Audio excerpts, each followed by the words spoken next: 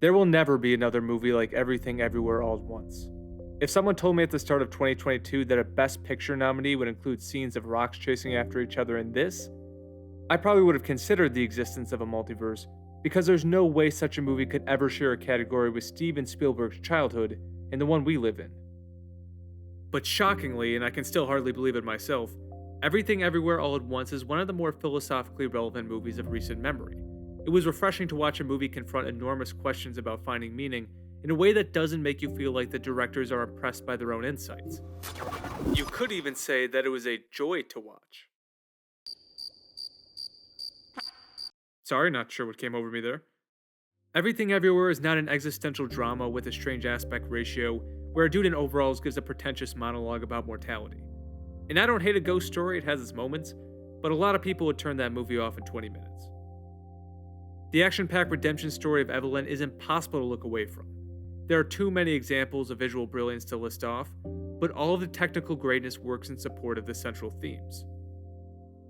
Many people have brought attention to how the film confronts nihilism in a way that actually does not reject nihilism's central argument about the random and meaningless nature of the universe, but instead offers a path for people to find personal meaning amidst the chaos.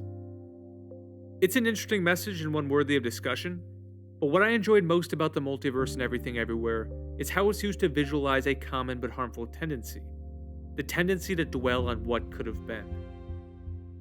The first Evelyn we meet, the chosen Evelyn, lives an aggressively mundane life.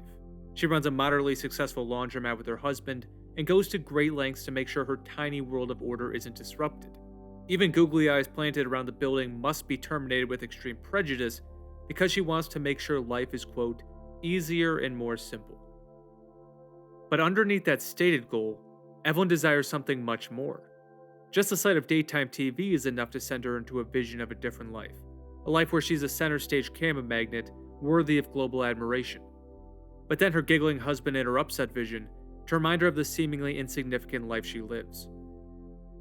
During her visit to the IRS, we learn that Evelyn has been using her business to pay for items related to her musical ambitions, and before the intervention of Alpha Waymond, it looks like her laundromat is going to close as a consequence.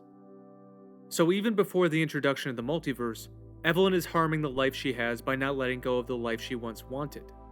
The multiverse makes the problem even more severe because it proves to Evelyn that yes, things could have been different. Her life wasn't the result of fate. If she just made one or two different decisions when she was young, stardom was hers for the taking. And her very first reaction to this realization is to tell her husband. It's a brutal scene, but very real.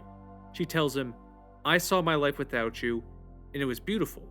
I should have listened to my father and not gone with you." The main appeal of Jobu Tupaki's nihilistic worldview for Evelyn is its ability to numb the pain of what could have been. If no life is meaningful, even the ones filled with glory and riches, then there's no reason to mourn over what you lost because there was never anything to lose. And for a moment, Evelyn buys what Jobu Tupaki is selling. It's Waymond who drags Evelyn back to the light by planting an alternative way of thinking in her mind. He makes the case that no, it isn't true that no lives have meaning or only the ones where you reach your dreams do, but that every life can be meaningful if you choose to appreciate what matters most. His idea is best explained by what I think is the movie's best quote, maybe the quote of the year. 如果有来生，我还是会选择和你一起报税，开始一点。The Wayman that delivers that line is very successful, much more financially successful than the one sticking googly eyes around a laundromat.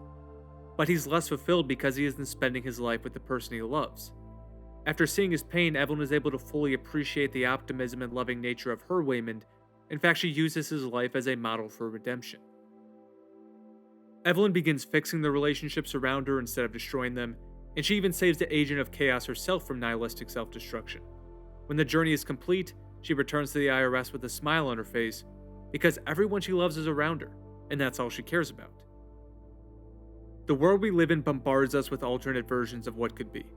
Social media plays a big part in that. Every profile you visit runs a risk of causing you to think, man, I wish my life was like that. How the hell did I end up with the one I have?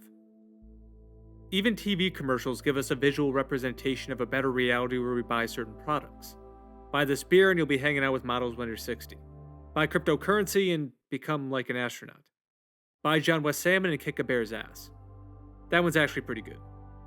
But the point is, the multiverse shows the modern craziness of constantly being presented with different realities.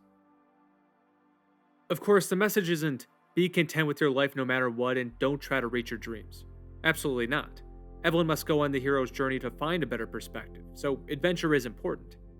But don't allow the possibility of other lives to diminish the one you're living. Because things will never be exactly how we want them. There will always be a more appealing life dangling above the ones we have. I wanted to be an NFL wide receiver as a kid, but after finding out in 6th grade that I had no talent for such an endeavor, that dream died. And many people have a similar experience, a moment when you realize, I might not be particularly gifted in this arena, and that's totally fine. To reference another cult classic, you don't want to grow up to be an Uncle Rico, someone constantly at odds with family members because of their frustration with life and what could have been.